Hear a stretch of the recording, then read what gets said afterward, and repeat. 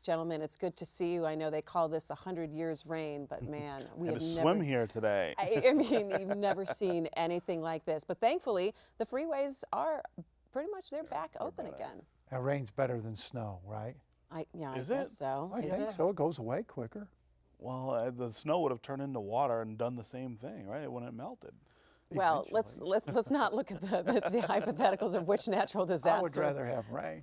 is even better. But let's go ahead and take a look at kind of the timeline and how this all happened this week. The governor waited a couple of days before declaring disasters in these 3 counties and was getting a little bit of heat from the people who were living there. Do you think he was right to be cautious, Nolan?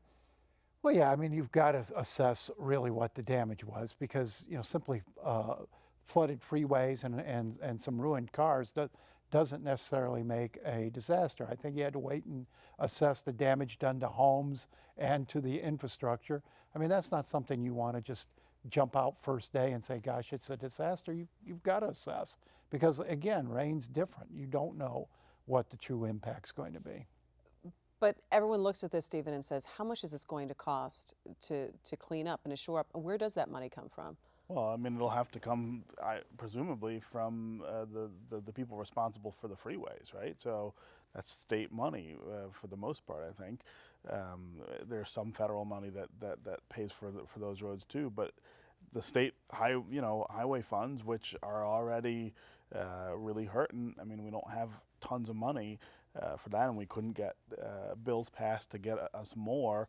Now we've got another big problem. First it was the potholes from last winter. Now it's the damage from this storm. How much actual damage was done here to the freeways? I think they're still assessing that. I think they're still trying to figure that out. You can't put freeways underwater though and not have some long-term damage.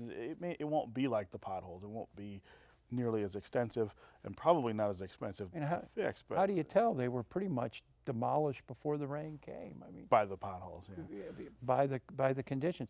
I think the issue is long-term is what it's always been, and that's infrastructure. I mean, whether we had rains or didn't have rains, we had an insufficient infrastructure here. We've got aging sewers, particularly in Metro Detroit. We've got aging roadways, and we keep putting it off and keep putting it off, and then something like this happens. I mean, 4 inches of rain in 20 minutes or whatever that was, I'm not sure any infrastructure could have handled that, but clearly the pumps were stripped by copper thieves, and we've done nothing of substance to deal with that. The bill that passed in the legislature last year was so watered down by the industry, it means nothing. So you continue to have people stripping out copper from water pumps, from street lights, et cetera.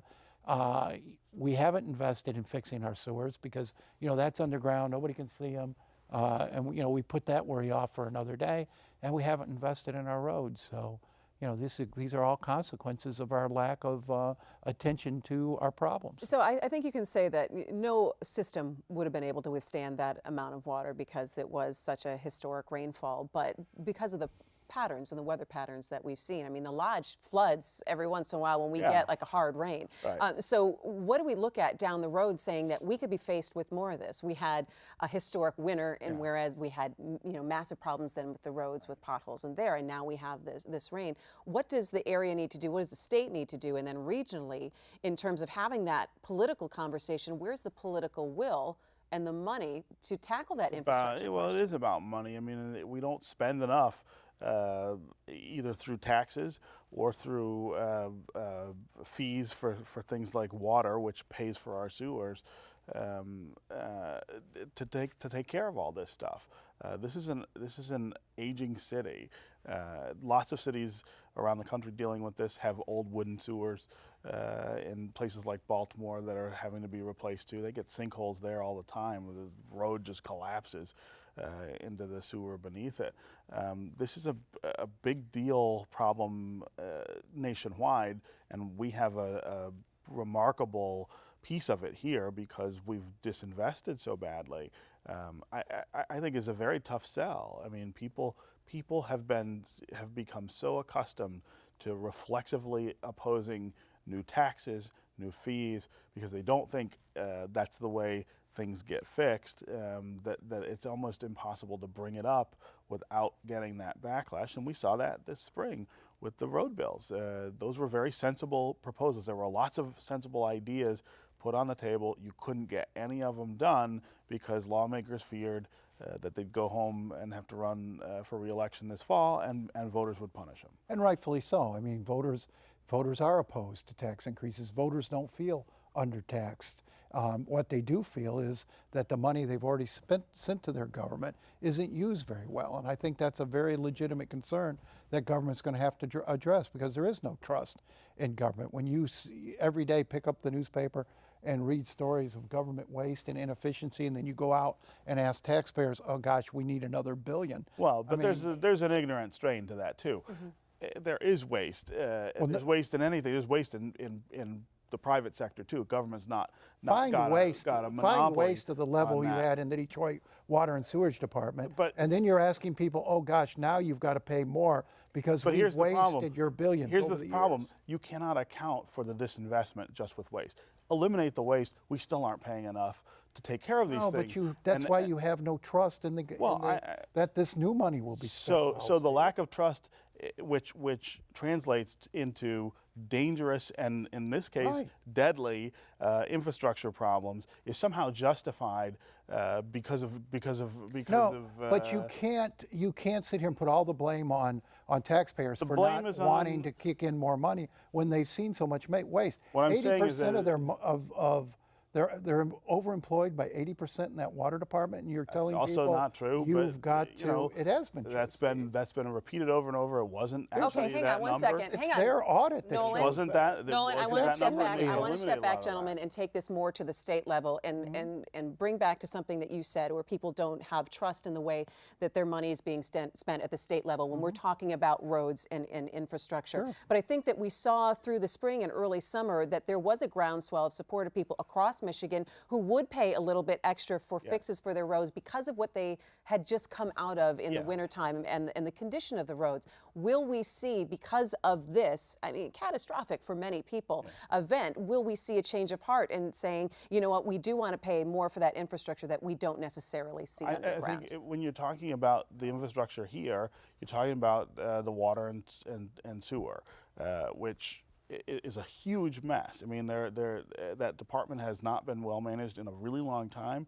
And I think everyone can agree on that. Right, the way that it's structured so that every city is only responsible for its own little part of this, and that it's not really a regional system.